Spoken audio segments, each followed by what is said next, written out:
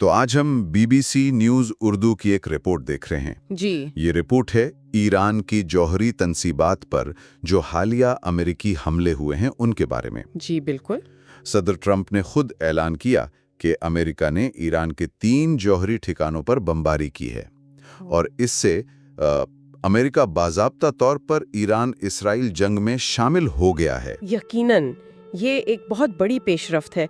तो आज हम यही समझने की कोशिश करेंगे कि आखिर ये हमले हुए क्यों, इनमें क्या खास था जी, और नुकसान कितना हुआ है, क्योंकि इस पर काफी अलग अलग बातें सामने आ रही हैं। हाँ, मुतजाद दावे हैं। बिल्कुल। और फिर ये कि आगे क्या हो सकता है, खित्ते के लिए इसके क्या नताइज होंगे। और ये बात भी दिलचस्प है जो रिपोर्ट में है कि B-2 बॉम्बार्ड तैयारों ने कोई 18 घंटे तवील परवाज की। 18 घंटे। और वो ताकतवर बंकर बस्टर बम वो भी पहली बार इस्तेमाल हुए हैं। जी, GBU-57 MOP। अच्छा, तो तफसीलात क्या हैं? सदर ट्रंप के मुताबिक फर्दू, नितंज और आसफहान इन तंसीबात को निशाना बनाया गया। जी। और अमेरिकी हुकाम ने यह भी बताया CBS न्यूज को कि ईरान को पहले ही बता दिया गया था सफारती जराए से। अच्छा, यानी पेशगी इत्तला दी गई। हाँ, कि भाई हमले महदूद होंगे और ये कि मकसद हुकूमत गिराना नहीं है। ये भी एक अजीब बात है, जंग में पहले बता देना। ये वाकई दिलचस्प है।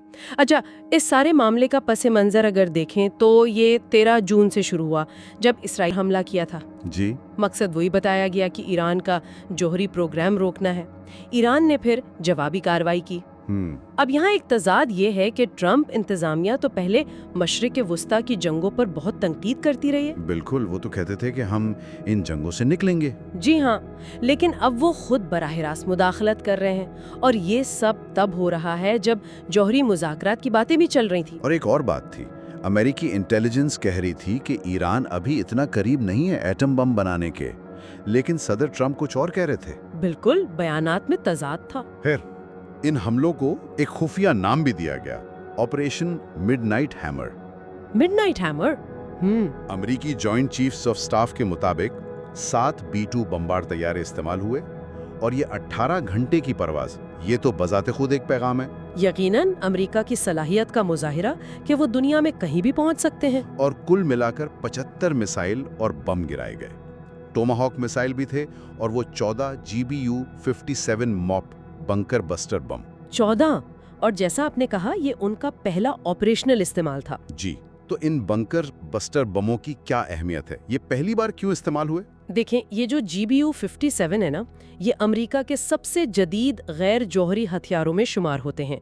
वजन है कोई 13,000 किलोग्राम। 13,000 किलो? जी हाँ। और ये कंक्रीट में 18 मीटर यानी तकरीबन 60 फुट या जमीन में 61 मीटर मतलब 200 फुट तक अंदर घुस सकता है। ओह! अब फर्दू की जो तंसीब है वो पहाड़ के नीचे 80 से 90 मीटर गहराई में है, बहुत गहरी। यानी बम के रेंज से भी ज्यादा गहरी? बिल्कुल। तो कामयाबी की गारंटी तो नहीं थी, लेकिन शायद यही वाहिद हथियार था जो वहां तक पहुंचने की कोशिश कर सकता था। अच्छा।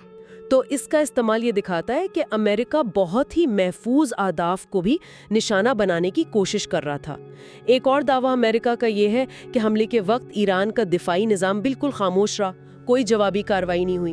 ये भी अजीब है, लेकिन नुकसान कितना हुआ उस पर तो बिल्कुल अलग अलग कहानियां हैं। अमेरिकी हुकाम सदर ट्रंप समेत कह रहे हैं कि फर्दू मुकम्मल तौर पर तबाह हो गया। जी, मुकम्मल तबाही का दावा है। लेकिन अमेरिकी वजीर दिफा का बयान थोड़ा मोहतात था। कह रहे हैं कि अभी जायजा ले रहे हैं मगर इब्तदाई अंदाजे मुस्बत हैं। जबकि दूसरी तरफ ईरान है। ईरानी हुकाम इन दावों को बिल्कुल मुस्तरद कर रहे हैं। वो क्या कह रहे हैं? उनका कहना है कि जी तंसीबात तो हमने पहले ही खाली कर ली थी हमले से पहले, और नुकसान सिर्फ सुरंगों के जो दाखिली रास्ते हैं उनको पहुंचा है। अच्छा। और इंटरनेशनल एटॉमिक एनर्जी एजेंसी यानी IAEA जो निगरानी करती है, उसने भी कहा है कि इलाके में ताबकारी की सतह में कोई तब्दीली नहीं आई। तो फिर सच क्या है? सैटेलाइट तस्वीर कुछ बताती हैं। हाँ, मैक्सार की जो तस्वीर BBC ने दिखाई हैं, उनमें फर्दू के दाखिली रास्तों के पास 6 नए गड्ढे नजर आ रहे हैं और मलबा भी दिख रहा है। तो कुछ तो हुआ है। जी, कुछ तो हुआ है, लेकिन ज़ेरे ज़मीन असल तंसीब को कितना नुकसान पहुंचा, ये उन तस्वीर से अंदाज़ा लगाना बहुत मुश्किल है। एक तज्जियाकार हैं स्टोरे, उनका ख्याल है कि ऐसा लगता है कि शायद दाखिली रास्ते बंद कर दिए गए हैं। ये भी हो सकता है कि ईरान ने जानबूझकर ऐसा किया हो। तो ईरान का रद्द अमल क्या हो सकता है अब?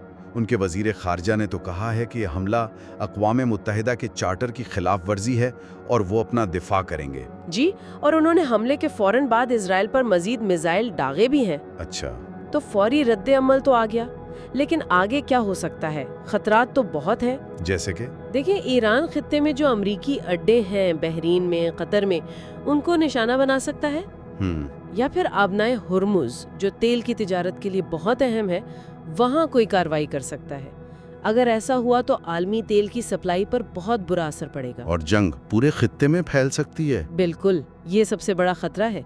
सूरत हाल बहुत नाजुक है। आखिर में एक कानूनी पहलू भी रिपोर्ट में जिक्र है कि अमरीकी कानून के तहत सदर जो है वो बतौर कमांडर इन चीफ कांग्रेस की बाकायदा मंजूरी के बगैर भी फौजी कार्रवाई का हुक्म दे सकता है। जी, ऐसा पहले भी हुआ है, जैसे 2017 में शाम पर हमले के वक्त। तो खुलासा ये है कि अमेरिका अब बराह रास्त इस तनाज़ुर में कूद पड़ा है। जी, जदीद तरीन हथियार इस्तेमाल किए हैं, लेकिन असल नुकसान कितना हुआ, खास तौर पर फर्दू में, ये अभी तक वाज़ेह नहीं है। बिल्कुल, और खित्ते में कशीदगी बहुत बढ़ गई है और मजीद बढ़ने का इम्कान है। यहाँ एक बात सोचने की है, जो आपने भी कही कि फरीदों के नुकसान पर इतनी गैर यकीनी सूरत हाल है और ईरान कह रहा है कि हमने पहले ही जगह खाली कर दी थी। तो ये चीज़ जदीद जंगों में जो हाई टेक फौजी ऑपरेशंस होते हैं, उनकी असल कामयाबी को जांचने के हवाले से क्या सवाल उठाती है? यकीनन, और ये कि मालूमात को किस तरह कंट्रोल किया जाता है या शायद किया जा सकता है, ये आजकल की जंगों का एक अहम पहलू है।